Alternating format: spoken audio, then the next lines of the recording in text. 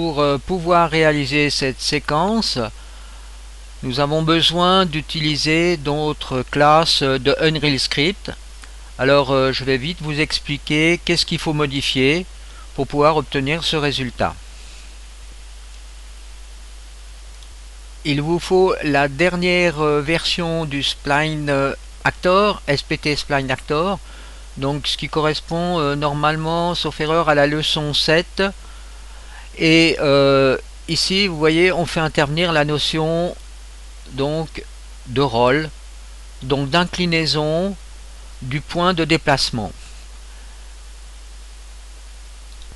Et vous devez aussi avoir la version SPT Spline Mover, donc cette version ici,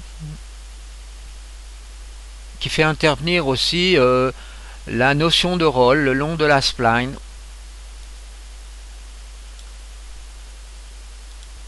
Et pour réaliser la map, j'ai repris donc la map qui se trouve dans la leçon 7, donc du fichier Spline Tutorial que je vous ai mis à disposition.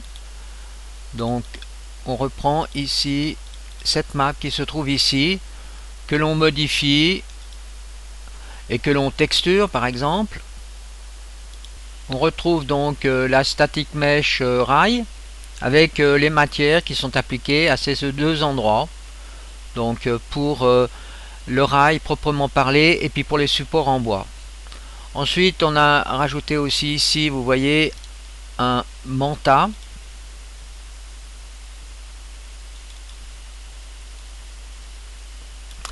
que l'on déplace sur la rail.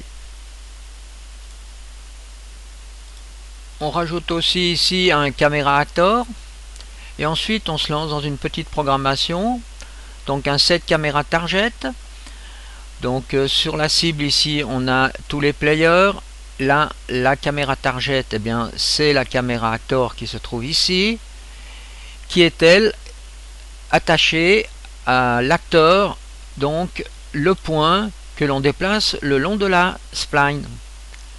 Et de l'autre côté on a un attache actor qui attache en somme eh bien le manta. Pour positionner le manta par rapport au Spline Actor Mover, eh bien on utilise ici un système de positionnement XYZ en relatif. Et pour l'attache to actor qui attache la caméra, eh bien ici vous voyez j'ai mis X à moins 500, Y à 150 et Z à 100. Mais ceci dépend bien entendu de la caméra actor, ce qui nous donne en somme une position de la caméra par rapport au mover.